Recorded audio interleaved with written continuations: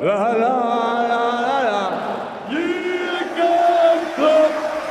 라라라라라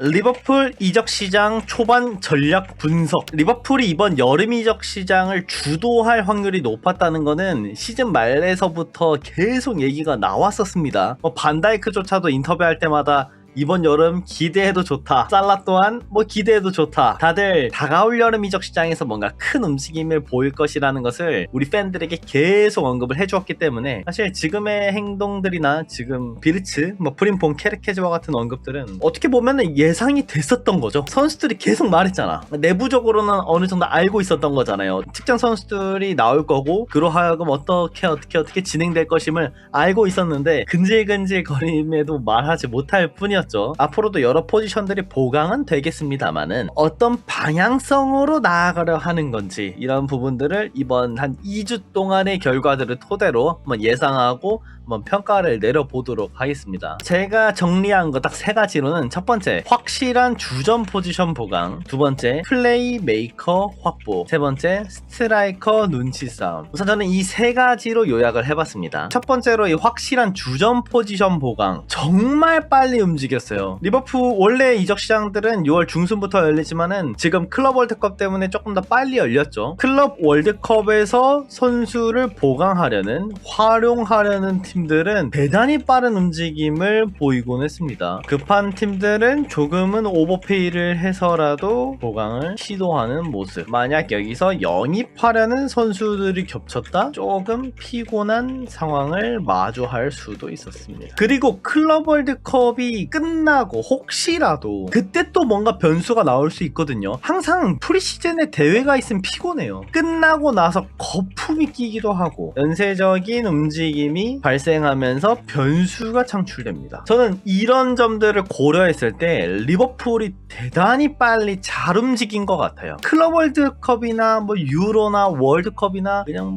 코파든 뭐든지 간에 프리시즌에 뭔가가 대회가 이뤄진다. 끝나고 거품이 발생할 확률이 매우 높습니다. 그리고 클럽 월드컵에 지금 출전한 선수 중에서 리버풀이 만약에 데리고 오고 싶은 선수가 있었다? 명단에 있었다? 쉽게 건드리질 못해요. 어떻게 될지 몰라. 진짜 어떤 평가를 받을지도 모르고 변수가 워낙에 많이 발생할 수 있기 때문에 리버풀이 확실히 주전 포지션을 보강해야 되는 그 자리들에 대해서는 이 접근을 좀 빠르게 잘한 것 같습니다. 그리고 클럽 월드컵이 제대로 편성돼가지고 명문팀들을 다 긁어 모았기 때문에 대회 상금이 꽤 크거든요. 그래서 이것 또한 변수가 될 수 있죠. 여기서 풀린 상금, 그리고 이것을 바탕으로 선수를 보강하려는 몇몇 팀들이 갑자기 조금 더 금액을 지불한다 이러면은 이적 시장이 어떤 흐름으로 진행될지 감히 예측할 수 없기 때문에 리버풀은 데려오려는 몇몇 포지션들에 대해서는 최선의 비용을 주면서 접근을 잘한 것 같습니다. 라이트백, 아놀드 대체자, 그리고 레프트백, 로버트슨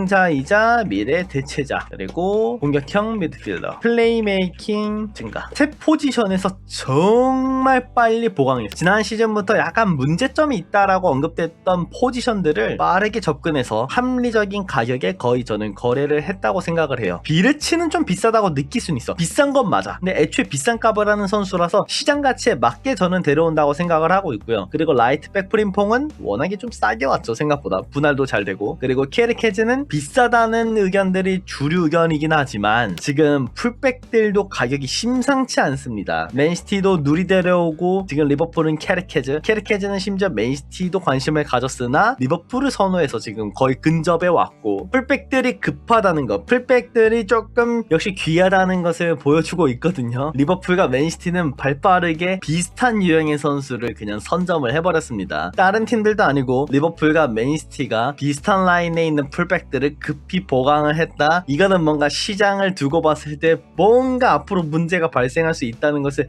미리 느꼈을 수도 있습니다. 이거는 리버풀은 원래 풀백에다가 큰 돈을 지불하는 팀이 아님에도 케르케즈한테는 4,500만 파운드의 딜을 하려고 하는 거죠. 뭔가 이유가 있을 확률이 높습니다. 이거는 리버풀이 이렇게 빨리 움직인 적은 몇 번 없습니다. 17-18 시즌 챔스 준우승 이후 그때 이후로는 가장 빠르게 이적 시장 접근하는 것 같습니다. 이는 프리시즌 동안 선수 영입 걱정하지 말고 조직력 영향력을 빠르게 올리기 위한 움직임. 저러고 18-19 시즌 때 챔스 우승했죠. 두 번째 포인트, 플레이메이커 확보. 대단히 중요한 포인트입니다. 리버풀이 다른 뭐 백업들을 데려오고 뭐 이런 것들을 다 그냥 어떤 포지션의 선수들 이런 거 다 제외하고 비르츠, 프림퐁, 케르케즈 셋 모두 지난 시즌 해당 포지션에서 메이킹에 문제가 조금은 있던 아니면 조금 심하게 있었던 포지션입니다. 아놀드는 좀 덜했지만 공격 루트 면에서는 다양한 옵션을 제공해주는 선수는 아니었죠. 훨씬 더 빌드업에서의 영향력을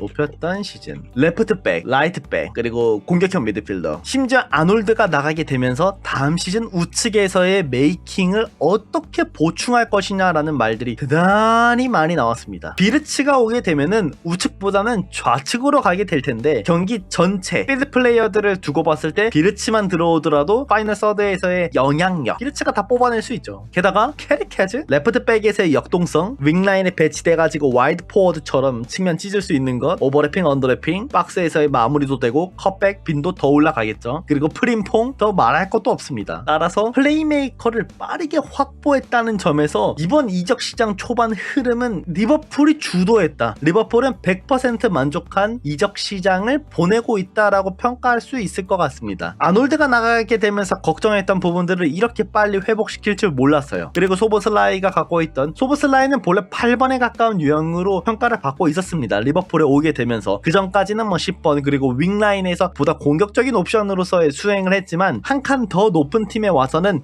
이 선수가 윙이나 10번 미드필더로서의 영향력을, 절대적인 영향력을 행사할 수 있는 급은 아니었기 때문에, 그래서 지난 시즌 윌겐 클롭이 영입을 했을 때에도 433 기준으로는 8번 미드필더로 해석이 되었지 10번으로 해석되진 않았거든요. 하지만 이번 시즌 소보슬라이가 뛴 위치 자체는 10번 미드필더가 맞고 공격형 미드필더로 분류는 됐습니다. 하지만 포켓에서의 값이 그렇게 좋은 선수는 당연히 아니었기 때문에 여러분들이 시즌 내내 소보슬라이의 플레이메이킹 값에 대해서 불만을 가진 건 당연히 이해할 수 있고요. 그로 하여금 다른 선수들이 더 이점을 받았다는 것도 얘기할 수 있겠지만은 선수 개인을 평가했을 때는 메이킹을 주도하고 지배력을 갖고 있는 선수라는 평가를 할 수 없다 보니 엄청나게 화려한 비르츠를 영입하는데 성공해버립니다. 그리고 비르츠가 우측에 영향을 주지 못하더라도 좌측에서 오랫동안 머무르면서 프림퐁이 왔잖아요. 프림퐁, 살라, 소보슬라이 이 조합도 굉장히 맛있습니다. 프림퐁하고 살라가 공간을 아니면 상대 마크맨을 하나씩 가져가면서 소보슬라이한테 이점을 줄 수도 있고요. 그 세 명의 로테이션이 굉장히 이상적으로 돌아갈 수는 있기 때문에 지금의 영향력은 전 괜찮다고는 생각합니다. 다만 이제 소보슬라이 개인이 플레이메이킹을 주도하진 못하겠죠. 프림퐁, 살라를 두고 소보슬라이가 이 저번 시즌보다 더 많은 플레이메이킹 값을 뽑아낸다, 찬스 메이킹 값을 뽑아낸다, 저는 쉽지 않을 것 같아요. 그래서 소보슬라이를 두고 다음 시즌에는 조금 더 내려와서 볼을 받게 될 것이다. 즉 빌드업의 영향력을 더 행사하게 될 확률이 높다라는 말이 나오고 있는 것입니다. 어지간하면은 프림퐁하고 살라를 쓰는 우측 라인에서 소보슬라이를 빼놓고 쓸 수는 없어요. 소보슬라이 웬만하면은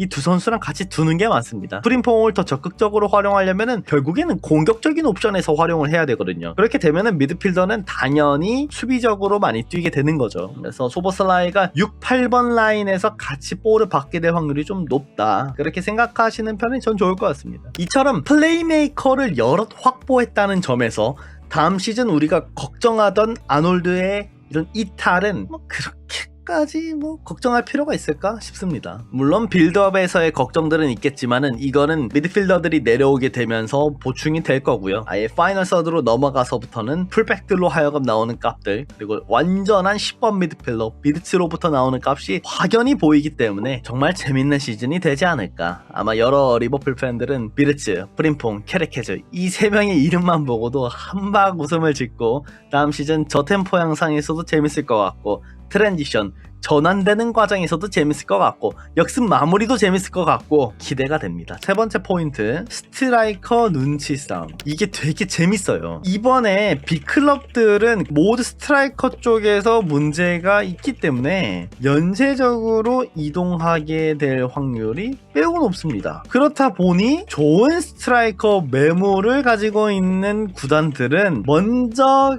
적정가에 판매하려 하지 않고 있습니다. 그들 또한 선수를 판매했을 때 또다시 그 돈으로 9번을 영입해야 하기 때문에 애매한 가격, 시장가로 평가받는 가격에 판매할 생각은 없다. 모두가 이 생각을 갖고 있습니다. 그래서 리버풀도 누네스를 팔아야 되는 건 알고 있지만 먼저 우리가 그걸 스타트를 끊어줄 필요가 없어요. 지금 보면은 델랍 정도가 그나마 이름값 하면서 팔린 선수거든요. 근데 여긴 바이아웃이 있었잖아. 바이아웃이 발동되면서 무조건 이적하는 게 확정되었기 때문에 먼저 움직인 거지. 다른 팀들은 다 눈치 보고 있어요. 지금 어디서 어떤 선수를 먼저 누를 것이냐. 이동을 한 명 하게 되면은 그 선수를 판매한 구단은 그 돈으로 또 누군가를 또 데려오게 돼 있거든요. 그러면서 9번은 연쇄적으로 다 반응하게 될 확률이 높습니다. 이번 이적 시장은. 그래서 우리가 먼저 선점해서 높은 금액에 데려올 수도 있어요. 그것보다 더 가격이 높아질 것 같으면. 근데 만약에 또 리버풀이 보고 있는 리스트 몇 명들이 여기가 지금 딱 평가로 받았을 때 고점인 것 같아.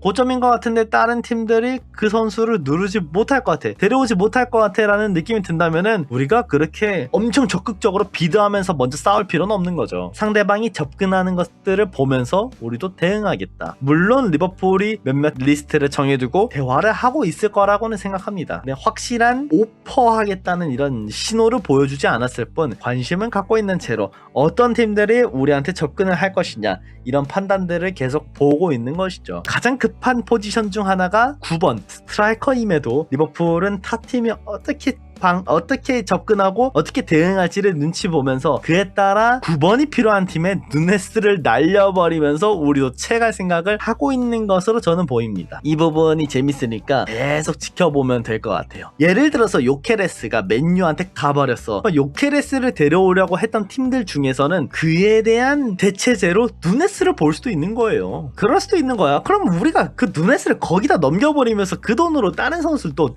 데려올 수도 있는 거죠. 그렇기 때문에 요케레스를 눈여겨보고 있는 팀들이 또 누군가 그러면서 데려오지 못하고 튕겨져 나와가지고 9번을 찾는 팀들은 또 누군가 계속 지금 막 소스 들으면서 온갖 시나리오 다 짜고 있을 겁니다. 우리 마음속에 9번이 급한 것은 알고 있지만 이렇게 모두가 특정 포지션에 목말라 있는 상황에서 먼저 움직일 필요는 없죠. 타 팀들이 움직이는 것을 보고 우리가 반응을 하고 우리가 매각해야 될 선수들이 있으니까 아주 영리하게 움직이고 있다고 생각이 듭니다. 예를 들어서 어떤 연쇄작용, 아까 말한 요케레스가 뭐 맨유로 이적하게 되면 요케레스의 관심을 가지고 있던 다른 팀들 중에서 대체 선수로 누네스를 볼 수도 있는 거고, 누네스를 보지 않더라도 갑자기 오시맨으로 돌리면서 또 오시맨을 데려오려 했던 팀들 중에서 누네스를 볼 수도 있는 거고, 이런 식으로 연쇄적인 반응이 일어날 수 있는 이적시장 흐름이기 때문에 리버풀도 먼저 시장에서 매력적으로 평가받지 못하고 있는 선수를 염가에 판매할 이유는 없다. 어차피 누네스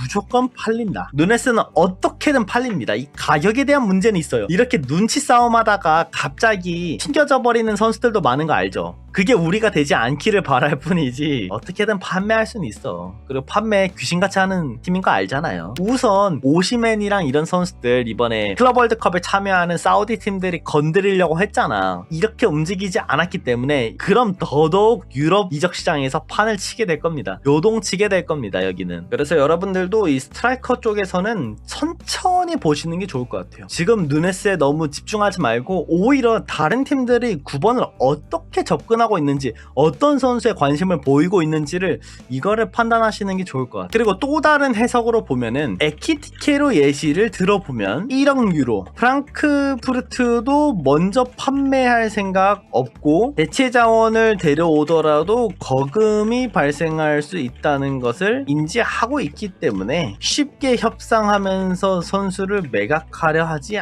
않을. 이 말은 즉 첼시와 리버풀 모두 관심을 보이고 있다 했다 하더라도 첼시의 리버풀 모두 이 선수가 지나치게 높은 금액이라는 것도 인지하고 있습니다. 리버풀은 첼시가 1억 유로를 바로 비드하지 않을 것이라 생각하면서 비르츠랑 케르케즈 딜부터 끝내려 하는 것일 수 있습니다. 적극적으로 참여를 하고 있지 않은 게 아니라 어차피 첼시 야 너네도 에키티켓 1억 유로 못 누를 거잖아. 그리고 어차피 에키티켓 너 지금 안 팔릴 거잖아. 우리가 나중에 돈 챙겨서 한번 생각해 볼게. 기다리고 있어봐 라고 생각하면서 내버려 두고 있는 것일 수도 있습니다. 어느 정도의 얘기는 오가되 진지하게 접근은 안 하고 있는 거죠. 어차피 아직 첼시가 공식적인 비드를 넣은 게 아니고 비드 못할 것 같으니까. 왜냐면 다른 포지션도 돈 많이 써야 되거든요. 그리고 저 1억 유로가 너무 높다는 거 알고 있어. 첼시가 바보라서 뭐 그런 게 아니라 애초에 거품이 껴있는 걸 다 알고 있기 때문에 저 거품에 대한 접근을 누가 먼저 할 것인가에 대한 눈치 싸움을 하고 있는 거죠. 그리고 만약에 첼시가 에키티케한테 1억 유로를 비드해. 그러면은 첼시가 에키티케 점 찍었어. 그 돈이 이미 에키티케로 갔어. 그런 다른 선수들은 또 비었기 때문에 연쇄적으로 반응하면서 우리가 특정 선수들한테 생각보다 좋은 가격에 데려올 수도 있는 거고, 누군가 낙동강 오리알이 될 수도 있거든요. 모든 팀들이 9번을 위해서 1억 유로 이상 다 지불하면서 영입 성사시킬 수는 없어. 100%로 어느 팀은 다른 자리 보강하느라 타이밍 놓쳐가지고 비는 선수들 발생할 수 있거든요. 리버풀은 그런 흐름을 계속